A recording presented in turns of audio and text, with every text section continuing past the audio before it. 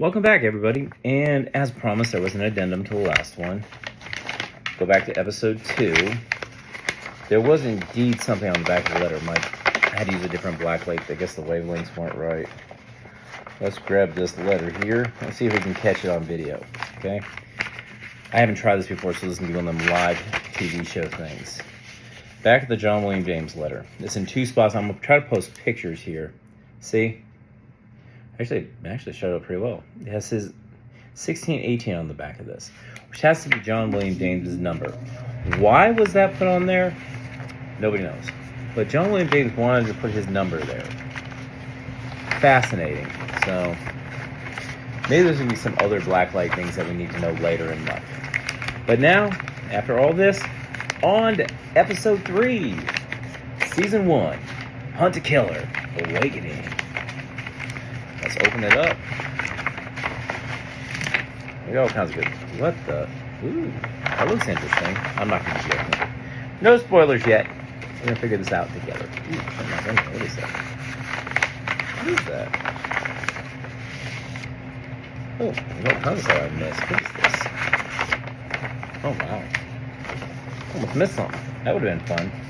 Okay, so first thing we have is a Listening Friends of America letter. Dear listening friend, this is again from George Madison. He's now a transition facilitator. This man has either a lot of jobs or he's doing a lot of transitioning. Now, these are supposed to be a month apart, so maybe every month he's got a different role, but we'll see. He's no longer vice president, so I wonder if he got demoted. Okay. Dear listening friend, thank you for your continued work. You have done so much and have helped your friend succeed in expressing his story and fulfilling his wish for a listening friend. Seems a little different wording than they were using. I am taking this opportunity to inform you that our organization will be undergoing a process of restructuring to better serve all of our friends inside our facility. This may seem unexpected, but in fact this transition has been in the works for a couple of months now. You will hear from us again in the near future with an update of our reorganization and mission statements. On a personal level, I can tell you that my wife and I are looking to the future with smiles on our faces, because we have to, and this is where there's a real big gap here. We have to work very hard in the short term. We will have to scale back on some services for the time being. Indeed, I must write this letter, even this letter, with a shortened deadline. Your account will not be affected. To stay informed on how the transition is moving along, as well as our goings on within the organization, please take the time to subscribe to our newsletter. You can find a link to it on our website. I personally urge you to do so and read it carefully. Some information will only be communicated this way. To see an example of our newsletter, check out the archived winter issue. I look forward to the new, exciting ways we'll be able to help us grow. Listen well. Your friend believes in you. Sincerely, George Madison. He does seem a little different there. Maybe, I don't know. He just seems like he's not in his normal mannerisms. He's not stuffy. He's more grandiose. Maybe he's been drinking whatever John William James is drinking. Okay, next we have the John William James letter, which came out of here and it fell out. Ooh, I wonder if it has any blacklight stuff on it. Take a look. No, it doesn't look like there's no blacklight on anything. I don't know why this would have blacklight stuff. I'm going to do a quick check on everything. If I see anything, I'll let you know. Ooh. Oh, I think it's just an artifact. Okay, I don't see anything on anything. Yeah, I'm saying, ooh. Oh my god. Well, we're going to go ahead and look at this first. This is a pen that appeared to be covered in blood. Makes me wonder what's going on here. And if this came from John William James, he has no sharps. He's not allowed to have any pens, pencils, crayons, anything that's sharp. So why would he be saying as a pen if he can't have pens? That confuses me. But, hey, we'll see. John William James. Let's get onto it. Okay, well. Okay, well, my dearest friend. Oh, that looks like it's a 0. That I cannot quite express to you the particular elevation of mood these letters bring.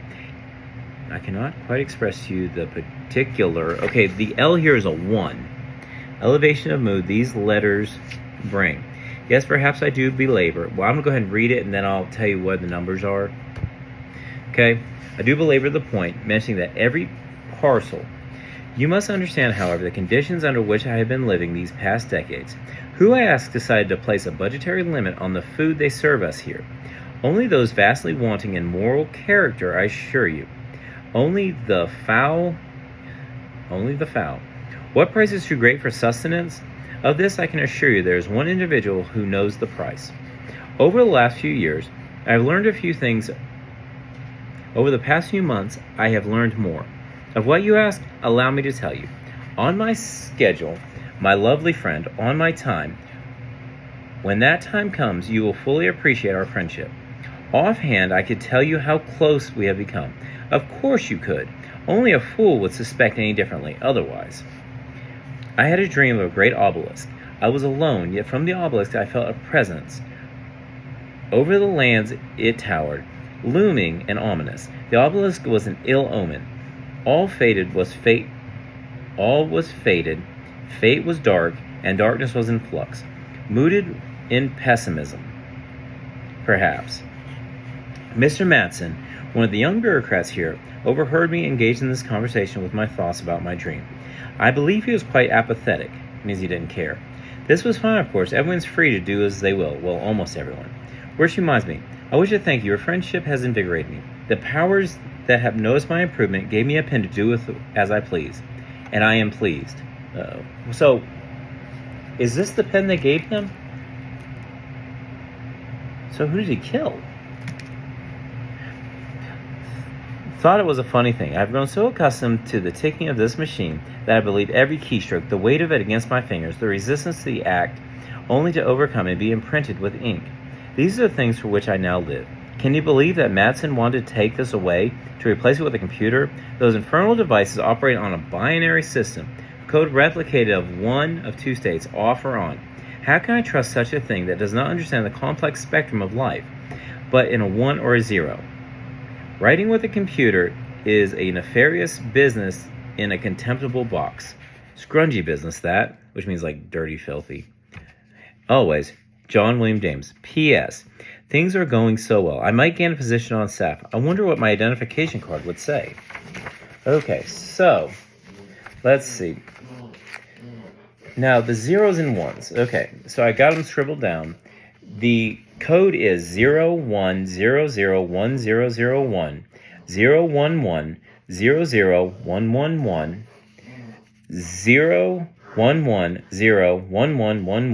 0111 0100, 01001101. If you type that into an encoder or a translator, it says, I got M. So, he got M. Which M did he get? I can think of at least two M's we have.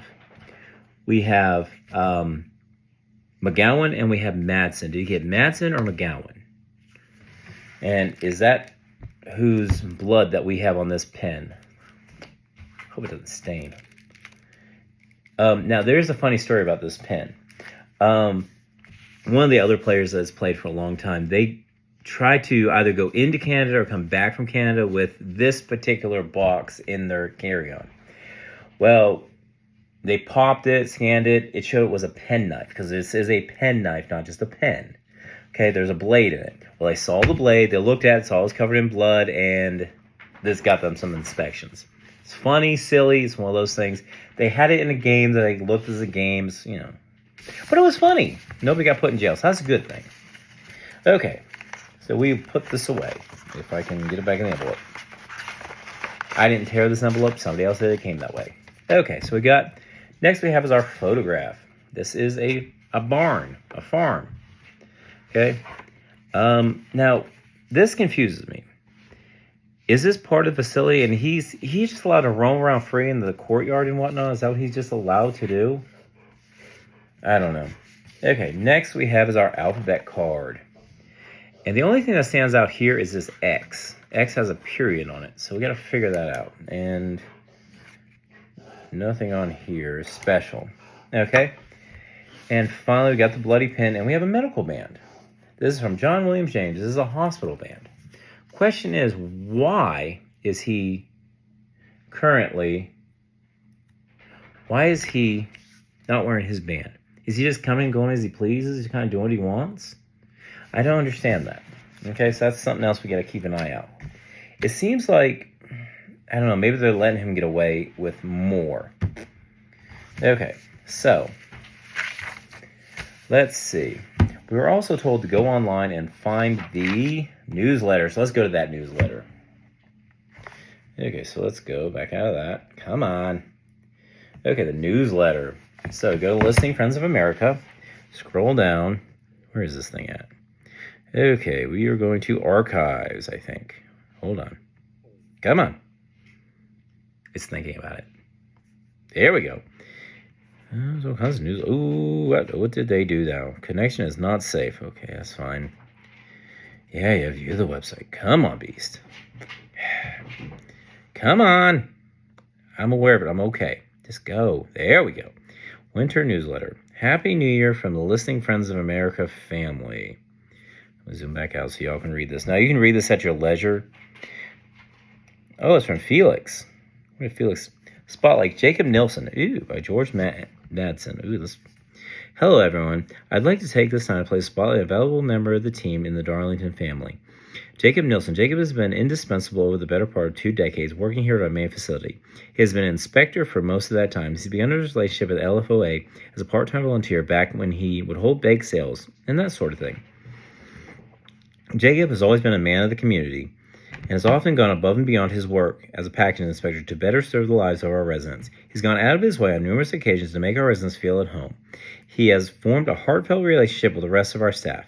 Every day is made brighter here at Darlington by the efforts of Mr. Nilsson, and I, as well as the rest of the staff, applaud his work and his character. I look forward to seeing what Jacob brings to the table this year. May 2017 be full of pleasant surprise. Happy New Year. Winter puzzle. Can you figure out the message or what it means? Okay, now, I'm sure there's a hint to this, but ultimately, here's what I do. Okay, what I'm going to do, this first 3 letters is HVS. So what I do is I write HVS on top of each other, okay? And then I write the alphabet around it. So it's going to go A, B, C, D, E, F, G. H is the first letter, and then all the way to Z. Then you put the V under the H. Then you go A has O below it, B has P below it, C has Q below it, etc. And then S, same thing. So I look for where there's a word going from top to bottom. That's what would be my shift. So I found out those 3 letters mean the. It's the only thing that shows up. And I'm going to show a picture, of course, online. So now we put the HVS, so H becomes T, V becomes H, and S becomes E. Put that in the little cipher. And it says, the pilot was born this year, 26 years later. He never made it to BPAZIL. So it should be Brazil. P and R apparently are switched. So P and R, P is the 16th letter, R is the 18th letter, which is 1618. And P.R. Redfern is the guy who was, Pilot Redfern was a guy who turned up missing. So, this, oh, what do you mean? What did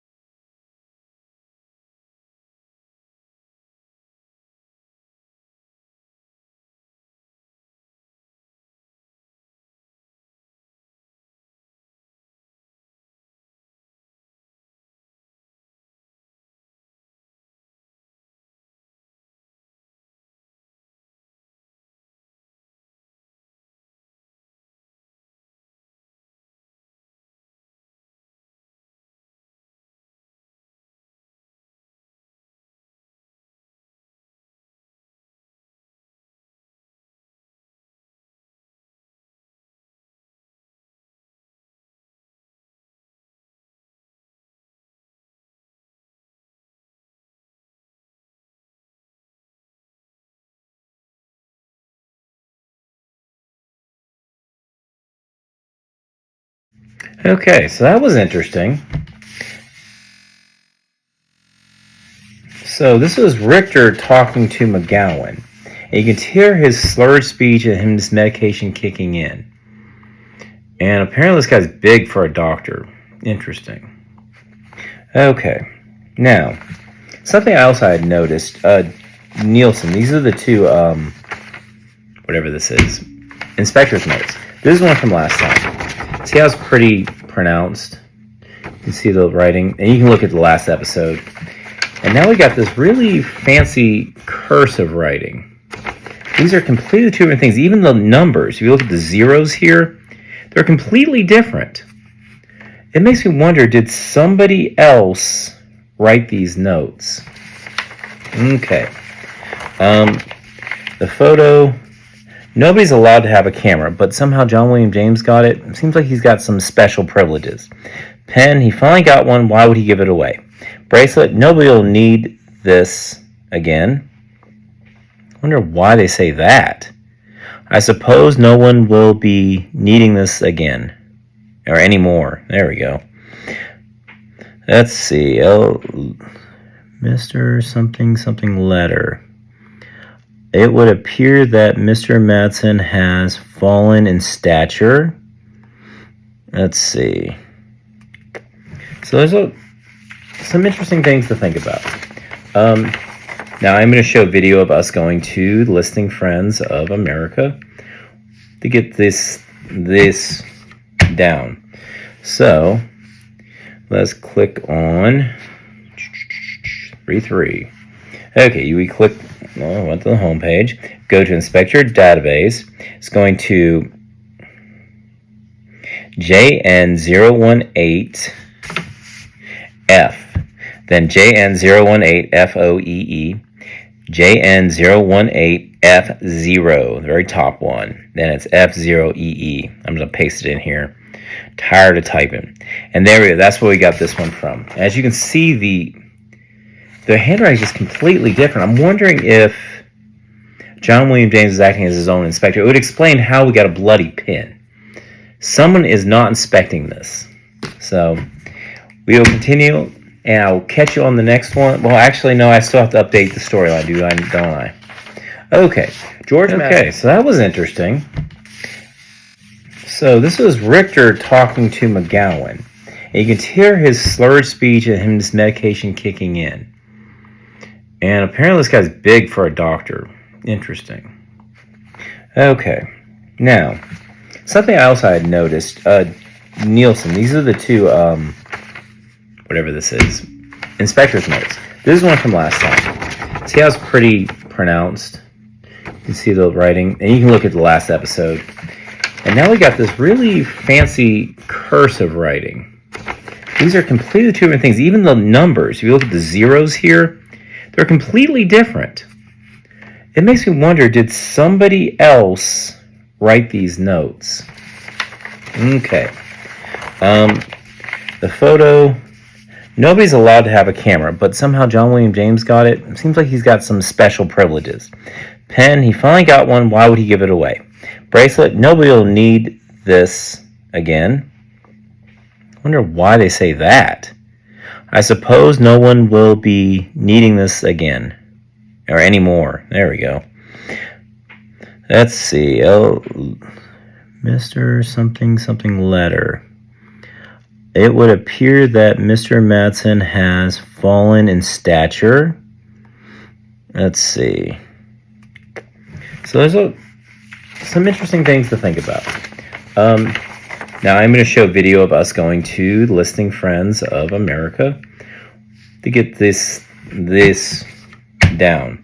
So let's click on 3. Okay, we click. Went to the home page. Go to Inspect Your Database. It's going to JN018F, then JN018FOEE, JN018F0, the very top one. Then it's F0EE. I'm going to paste it in here. Tired of typing. And there we go. That's where we got this one from. As you can see, the handwriting is just completely different. I'm wondering if John William James is acting as his own inspector. It would explain how we got a bloody pin. Someone is not inspecting this. So we will continue, and I will catch you on the next one. Well, actually, no, I still have to update the storyline, don't I? Okay, George Masson has lost rank at listening friends during the upheaval. He links us to a newsletter which helps us move along John William James's tale of Lloyd McGowan. Did John William James write this? Did he write this this little clue or hint or the cipher? John William James has access to a pen which he used to get M, which I suspect was Madsen. Could have been McGowan. But why was he trying to get McGowan really? So it had to be Madsen. Okay? Apparently he can also take photos. He got a pen, he can also wander around and take photos. Okay, Inspector Nielsen's handwriting has changed and tone has changed significantly. So the question is, has John William James released Madsen and Nielsen, or is Nielsen one of his followers or friends, or is he the one that owed him a favor in the last box? Okay. Next, he's no longer wearing a medical bracelet. Does that mean he has become an employee, something he alluded to last time? And finally, the audio proves that he was innocent because, seriously, he was tied up, drugged. The way he was talking, there's no possible way he could have done anything like this. So, we will catch you on episode 4 of Awakening. Catch you on the next one.